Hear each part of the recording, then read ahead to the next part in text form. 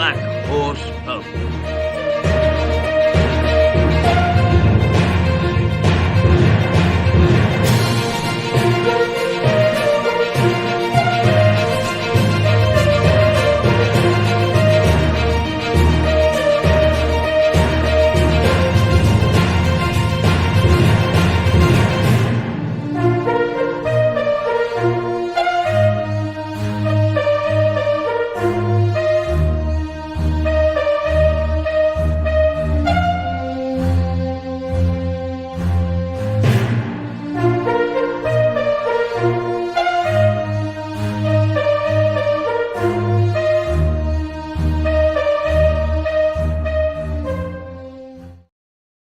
And here she is, Liza Page. Hello, hello, hello.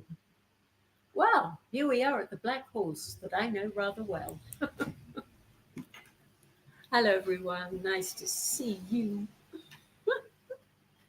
Thanks for tuning in. Got quite a bit of news. Well, with the state of the world, there's always news, quite frankly. So I come in here and unload it onto poor Keith. Oh, poor Keith.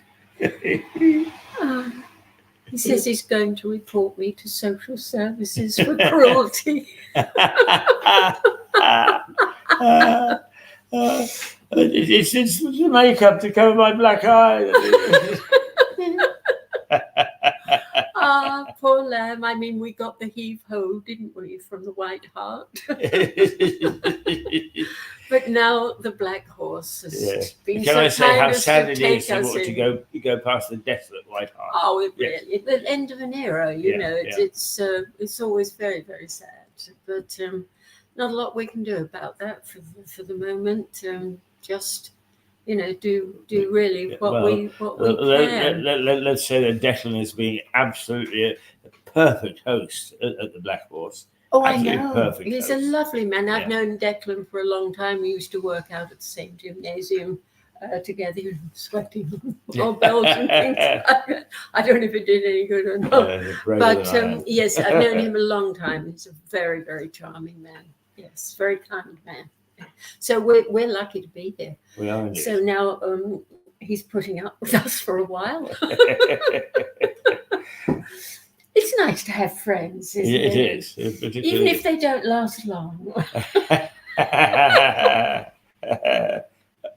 We've got to stop being so scary. Well, the world is trying to scare us, isn't it? Yeah, so it I is. think The world is a scary place, and you have got a particular take on what's happening. So let's hear from you. Well, it's the usual. I'm afraid the news seems to be sort of very dominated by the war in Palestine at the moment. Netanyahu, terrible person, has gone in there and he is slaughtering people every single day. Men, women, children. I mean, you see it on the internet. It almost looks like they've already dropped the bomb. The devastation is absolutely appalling. Yeah. How many years it will take them to put it together again, if they ever choose to do, I'll never know. But he seems to be determined to wipe the Palestinian race out. I mean, he said that many, many times because he had an invasion about 4 weeks ago. I think I do lose track of time, where some terrorists, Hamas terrorists, came across the border and slaughtered some Israeli people, 100 or so of people. It was most dreadful, appalling business. People were absolutely horrified by it. The only thing that leaves a very, very big question is the fact that Israel is one of the most guarded places in the entire world. Their security system is highly sophisticated, virtually impossibility to penetrate it without them knowing it or allowing it. Strange thing is, that these terrorists were allowed to virtually take over Israel for quite a few hours. Apart from being distracted, which is what he said, has Netanyahu given any explanation? Yes. Anger. For letting them in, for letting them in. He said he will explain all that when the war is over. That's his only excuse. Right. There's been uproar there in Israel, marches galore telling him to get out, He takes no notice at all of these people who are not proud at all about what he's doing. They don't want it. They really don't. And you have so many whistleblowers there who work for the military and who said it was a total impossibility for these terrorists to cross the border without the Israeli military knowing about it. Cockroach couldn't get across? No, it just wouldn't. I mean, it is so sensitive. I mean, one woman in particular, she said, I worked there as a security guard, and she said it was done in 2 shifts, the morning and the night shift. And she said we would sit there with the earphones on and all the cameras, the computers. And she said if just one thing had happened, we would have known about it. And the fact that it took the military, the Israeli military, so long to respond to these people who came in and virtually took over, it is unexplainable. That no one said, come on, get in there, quick. No, it just didn't happen. And the thing that always keeps coming to my mind is they raided a dance. They call it a rave. I hate that expression, rave, but, unfortunately, they said a dance party. It was a dance party with music, people really enjoying themselves, having a very good time. And it was located for a certain position. 2 days before that took place, they changed that venue to another one very, very close to the border. Now, why did they do that? Now then, this border has got a hole in it that you could drive a 2-ton truck through. And then they were in no hurry, these people, at all, in getting through. They almost sorted through all these terrorists. And there was this rave, this party of young people singing and dancing, having a good time. And they proceeded to kidnap them and kill many, many of them. Then they worked their way through and did more devastation, breaking into people's homes, killing them, and virtually destroying their lives. I can't even express it, Keith. It was too awful for words. But the thing is, Netanyahu had notice of this 3 times over a period of 2 weeks that there was going to be an attack. And he took no notice whatsoever. He said he was preoccupied with other things. Now, this is the leader of this highly, sensitive, protected little country that is known all over the world for its military and its security. Made a fool of, to all intents and purposes, if in fact there was nothing deliberate about it. Well, it's an insult to people's intelligence, Keith. It really is.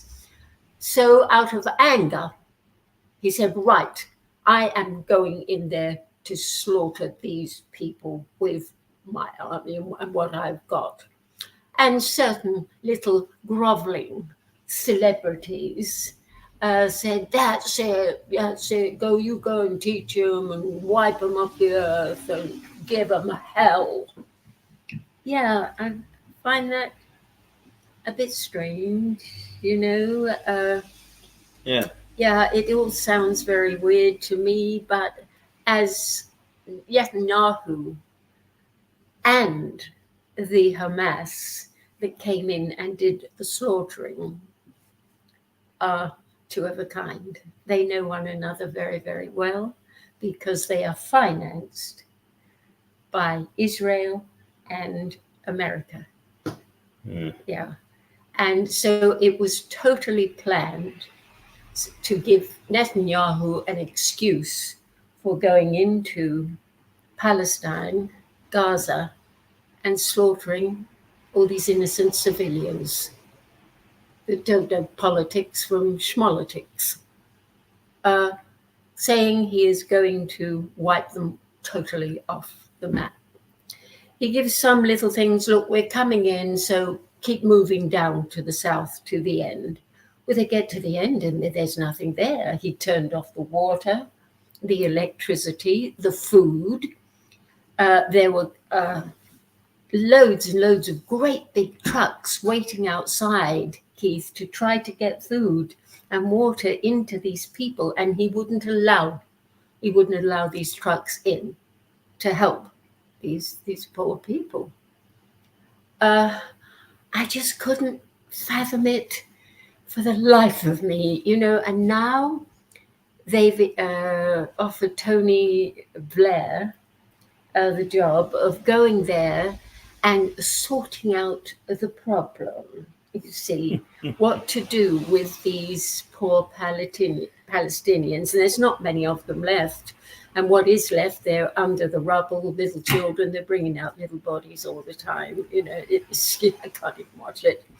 So they've organized warmonger Tony Blair, who really should be in prison, but got off of it. It's not what you know, it's who you know in this world, isn't it?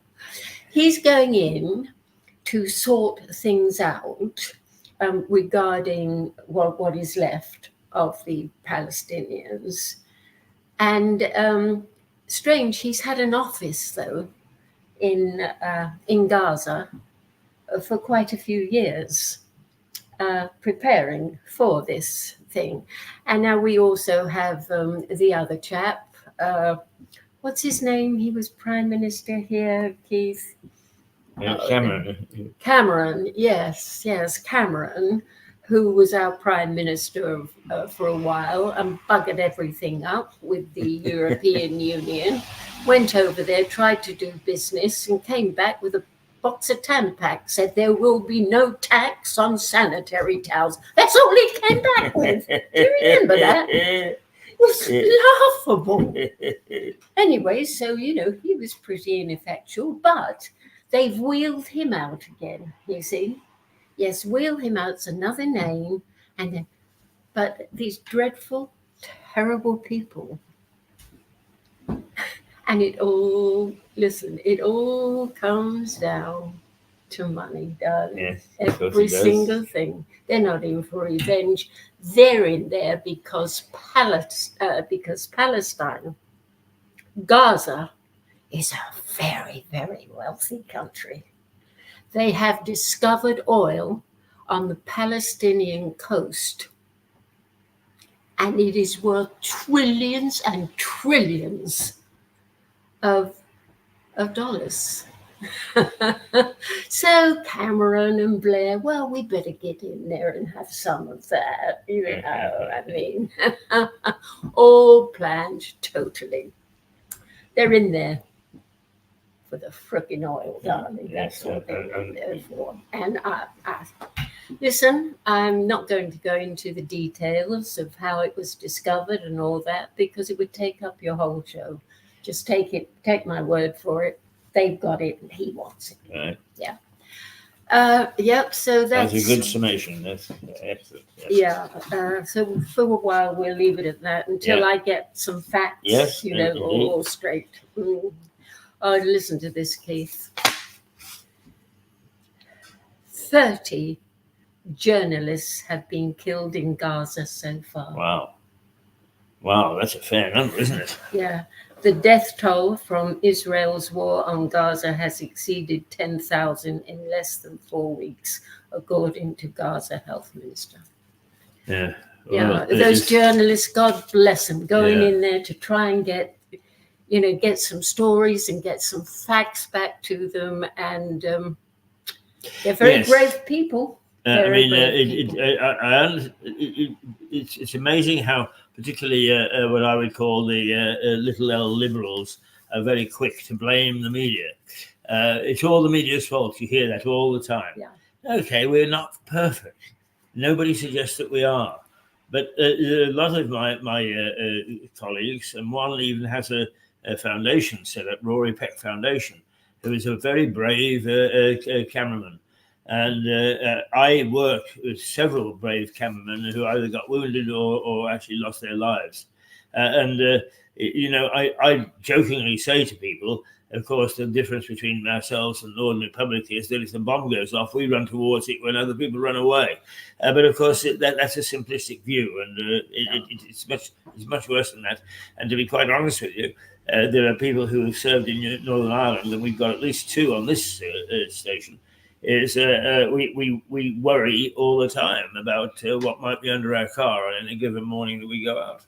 Yes, people do not realize the chances that journalists take. Right. They have absolutely no idea. I met a lot of them. Yeah. When We're not I claiming was perfection, but we do actually take a lot of risks to bring as close to the truth as we possibly can. Absolutely. I met several hotshot journalists when I spent the year in Saigon. And one of them in particular was incredibly helpful to me.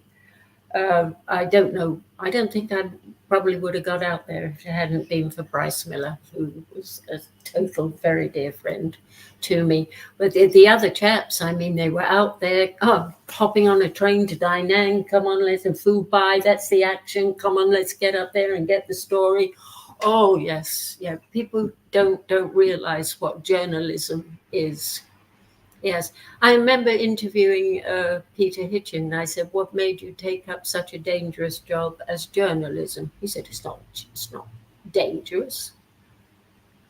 I found that rather amusing. Yeah, maybe he's just been lucky.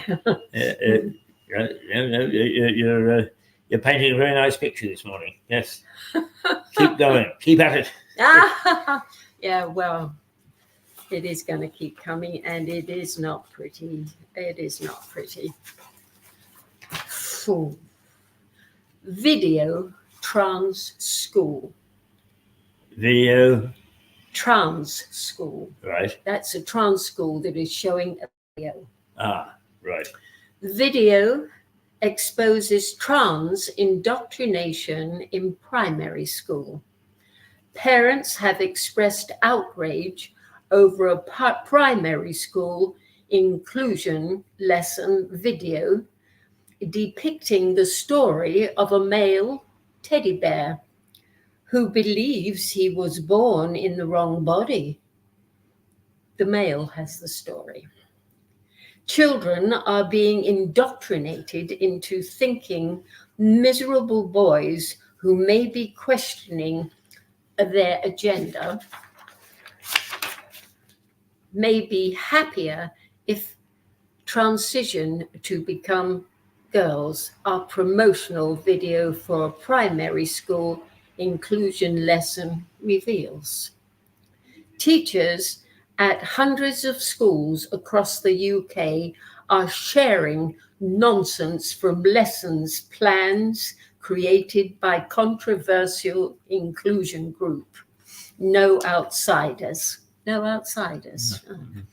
The group, run by teacher Andrew Moffat, sells £20 teaching guides for babies and children aged from birth to 11 years old that present a gender ideology as fact.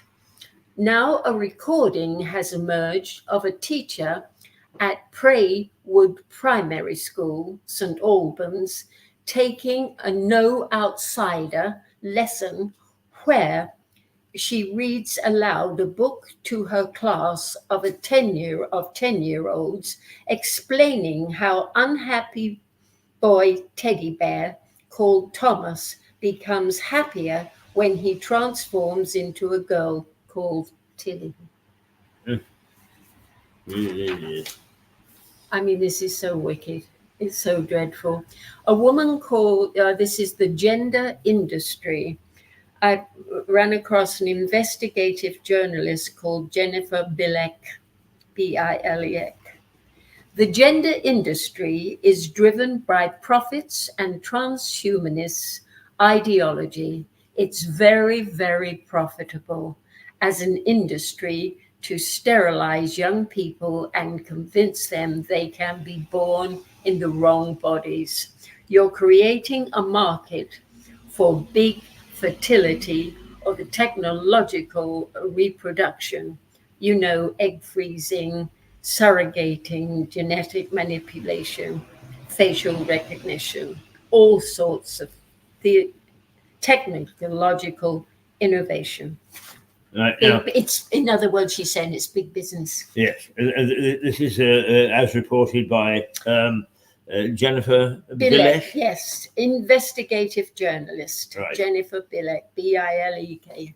Right. Yes, it's very interesting. And that's what she's reporting. It's, yes, that's what she is reporting. It's a very lucrative industry. and the for-profit industry. Absolutely. Yeah. Yes. Yeah. Especially when they do these transitions, because those jugs are very expensive and they have to be paid for, and all sorts of other things. Who? The WHO, the WHO, all these people. Who, going back, Mr. Tony Blair and the other fellow Cameron are members of the WEF and the WHO Right. organization. Yes, they're all affiliated. They're going into Gaza to get money. The WHO, they teach in schools that children must have intercourse by the age of 9. They must view porn on the internet. They say they must have a sexual partner from birth. Even the WHO is now demanding that young children be groomed in public schools under the banner of health. The WHO trying to roll out global pedophilia, trafficking, and child abuse. This is going on all over the world. Yeah.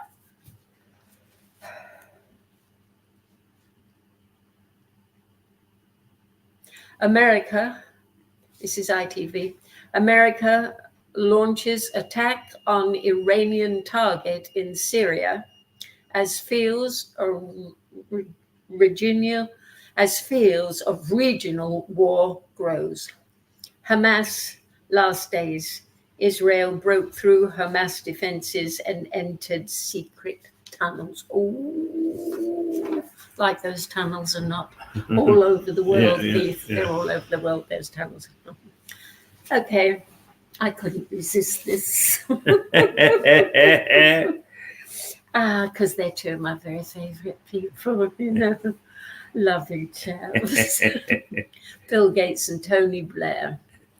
War criminal Tony Blair is working with Bill Gates and World Economic Forum to make digital IDs mandatory. Okay, I'll just to live a normal life around the world. I think I should read that again, but I think we've got to be very careful there. Is that, as far as I'm aware, Tony Blair has not been convicted of being a war criminal. So we've got to say alleged.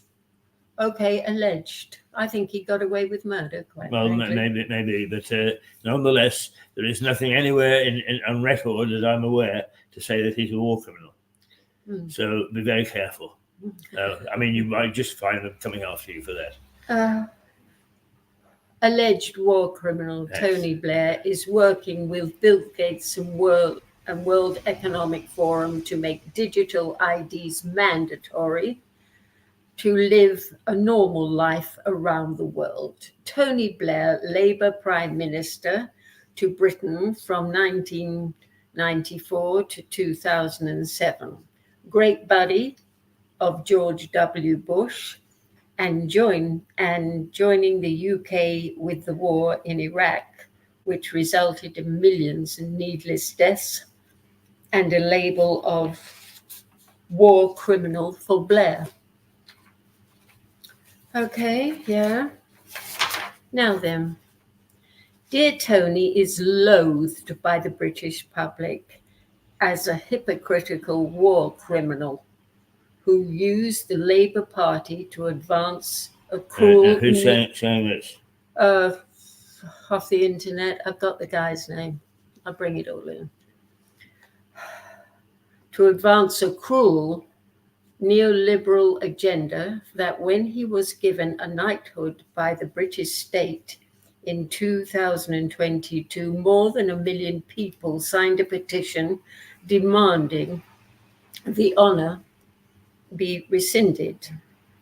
The latest nauseating news is that the 17-year-old warmonger once suggested as full-time president of Europe by the then French president Nicolas Sarkozy is now touted by Israel as peacekeeper in Middle East.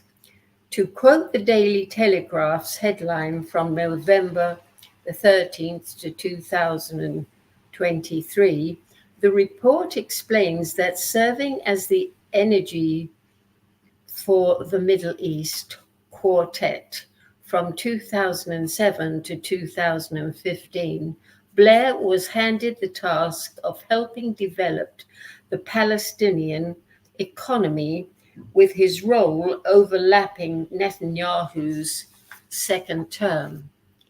It adds that Blair, who has an office in Israel, was also a member of Labour Friends of Israel for decades when in Palestine.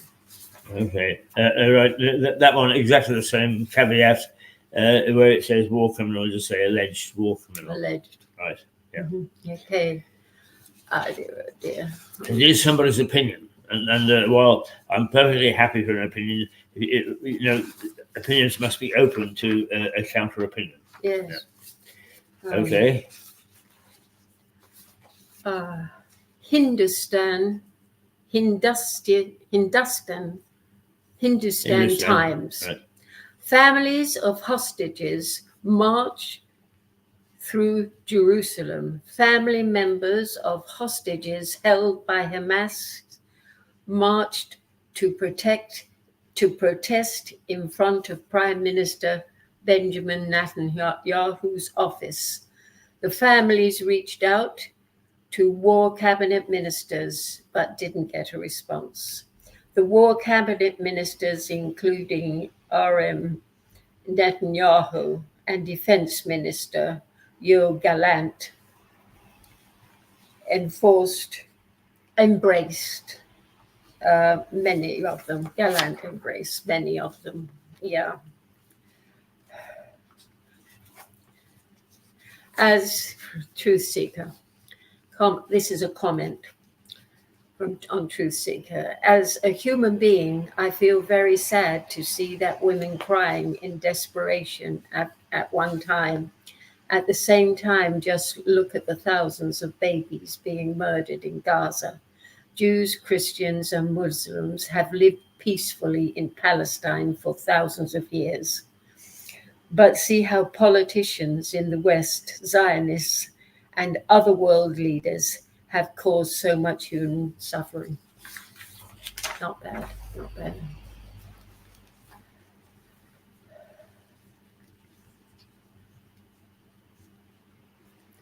Jews are joining anti-war protests with Palestinians, and the media are hiding it. I read this last week. The mainstream media is ignoring the pro-peace voice of Jewish people, but they do exist. Jews who are speaking out against the war are being ignored by the press. There are many, many more all over the world, but the mainstream media give little moment to this.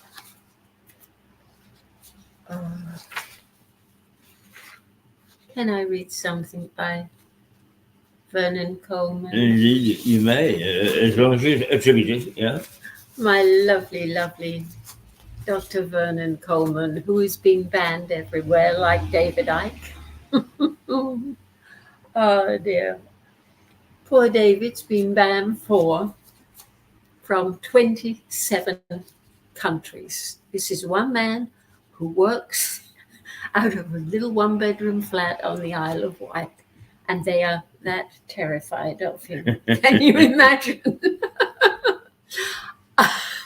I met David, had the privilege of meeting him, working with him about 5-7 years ago now, and I didn't find him terrifying at all. I find him a cracking human being, absolutely marvelous. Anyway, I don't think he cares much. He's been saying all this stuff, everything that goes on for 35 years, and nobody's giving him any credit for it. They're all copying on, oh, yes, I said that. They didn't say it at all. David Icke said it 35 years ago. No. Anyway, I don't suppose you can patent that, though, can you? Dr. Vernon Coleman, is it worth remembering that thousands of years ago, it was discovered that forcing people to wear masks, covering much of their faces, broke their will and made them subservient? The masks depersonalized the wearers and dehumanized them too.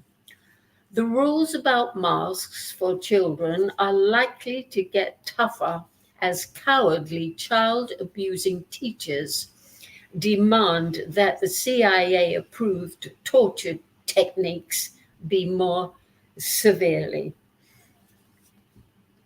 demonstrated. Today, there is no doubt that the evil agenda is widespread. The Agenda 21 enthusiasts are gloating. The common purpose,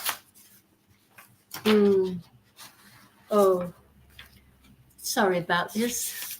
The common purpose aficionados, having spread like Japanese knotweed, seem to have their grubby fingers scrubbing through every organization on earth. Of course, neither the media nor the general public are aware of all this, and their dishonesty and gullibility is threatening our very survival as human beings. That is absolutely no exaggeration. Agree with him 1,000%. Is that Dr. Vernon Coleman again? Mm-hmm. Was that a quote from Dr. Coleman again? No, I said I agree with him. That was right, my right. quote. Yes. That's him. Finished, lovely man. Fauci. Yes, that's a little elf over there in America, that's poisoned so many people and told us we should wear not 1, but 3 masks all the time, even in bed. You do it or you'll be in trouble. Fauci, who is now being given a tremendous rise, I think, from some other college out there, and an award. This is what he says. Fauci declares lockdowns were absolutely justified and suggests they should be used again to force vaccinations. Yes. FDA approves RSV shots for pregnant women, and groups push HPV vaccines for 9-year-olds. YouTube's new policy: censor Americans who disagree with World Health Organizations. Like, you go to prison if you say anything against Israel, You say anything against Israel, they threaten you with prison too. I find these really quite disturbing, that people will demand that somebody thinks a certain way. That's thought police. It's terrible. And it's happening in this country. I'm sure it's happening all over the world. I'm very sure it is. And Dan Cohen, independent journalist. Israel can imprison anyone who disagrees with the government.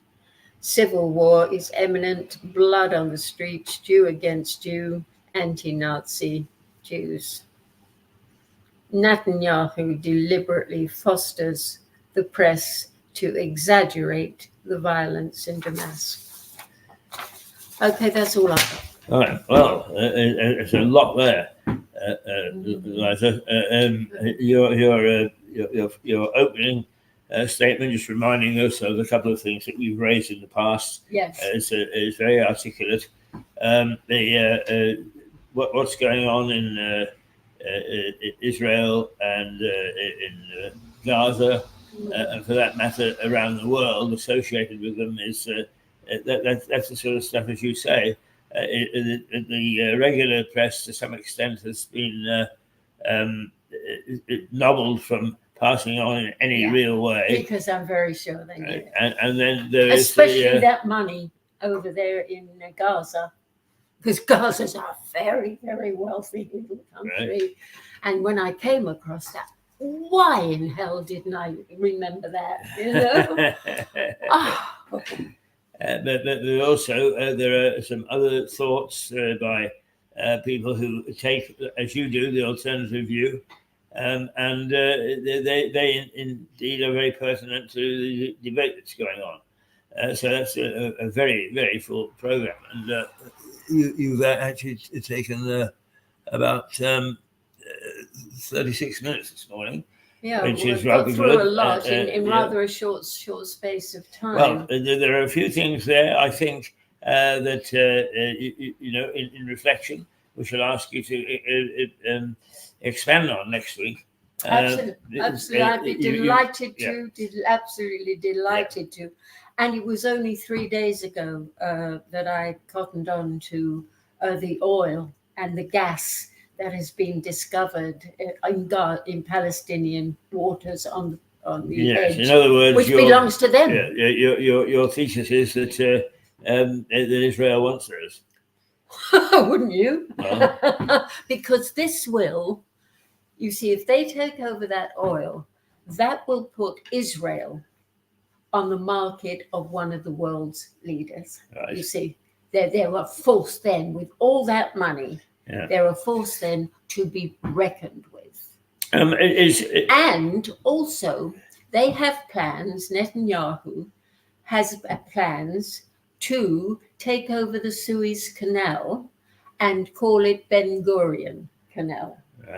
Right now, the Suez is owned by BRICS, and to take over the Suez Canal means going through Pakistan and all the way round and down, and he would consider using atomic weapons to make that pathway down there, because it's quite a little way from there to get down to the Suez. But that is the main object, so that then Israel has all this money, plus the Suez Canal, and as a force to be reckoned with. Naturally, America, by naturally, is saying, oh, God bless Israel, you know, and they're, oh, you'll always have my help, and Donald Trump, yes, you know, blah, blah, blah. And they want to rewrite the Bible and do all sorts of things. Who wants to rewrite the Bible? Israel, this new world order they want to rewrite with artificial intelligence, naturally. And they want to make Israel the center of the entire world. This is the aim. Yeah, it does. Let me put it this way: my natural skepticism will come out with what I'm about to say. But there is a wonderful novel which has turned into a movie with Peter Sellers called The Mouse That Roared. I didn't see that. I heard about it. Essentially, the Duchy of Grand Fenwick relies upon a wine for its economy, and the wine crop fails.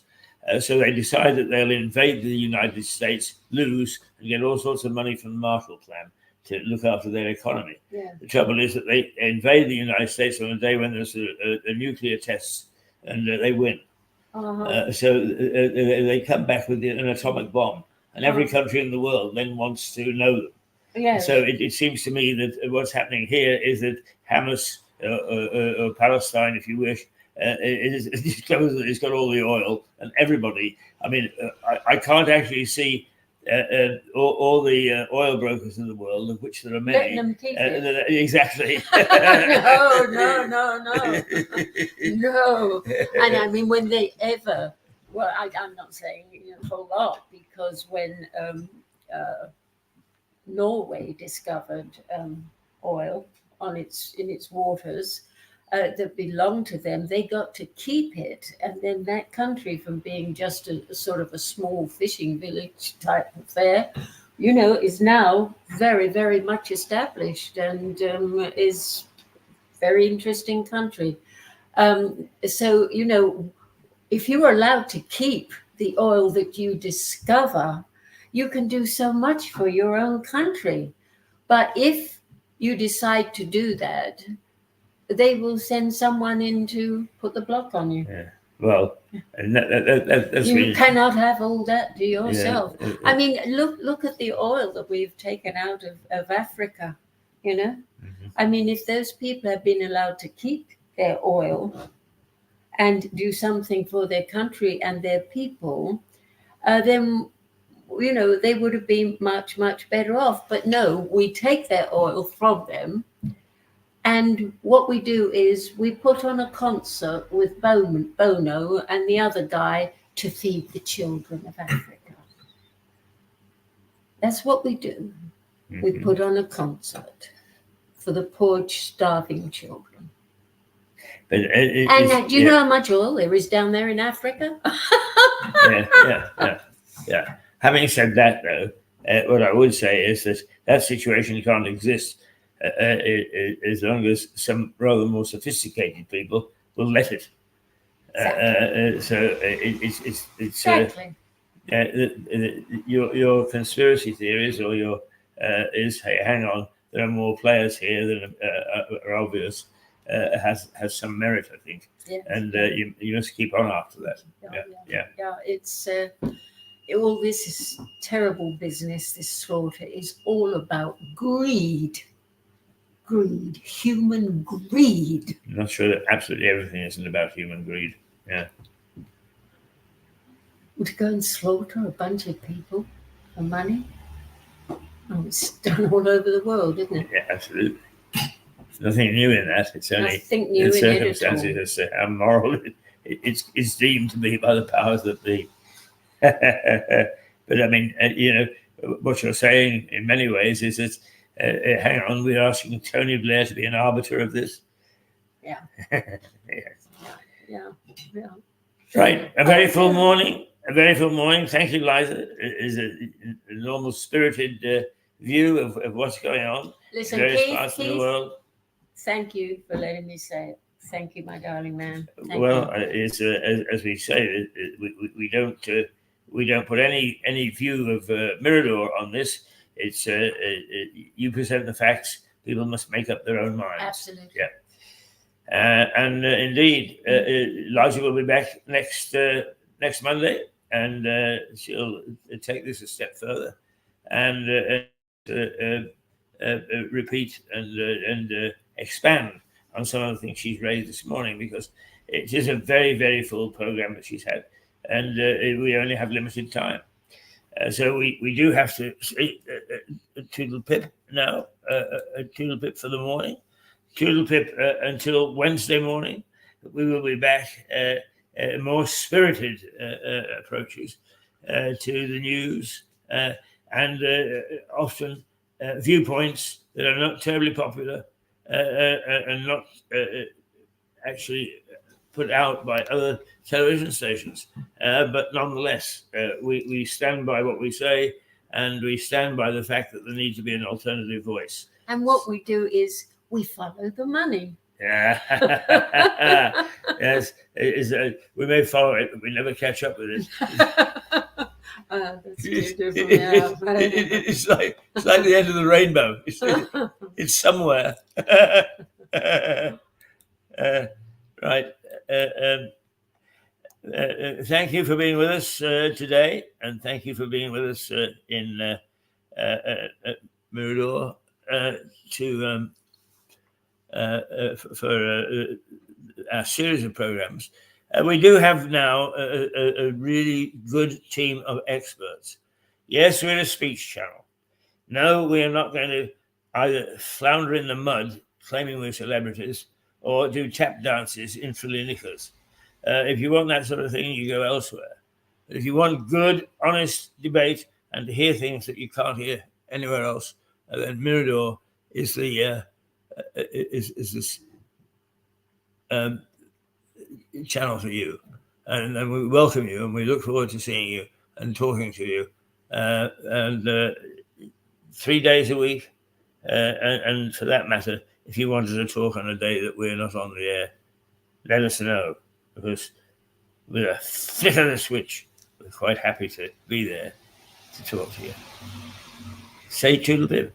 Say toodle pip. Toodle toodle toodle pip until Wednesday morning. Bye-bye. Bye-bye.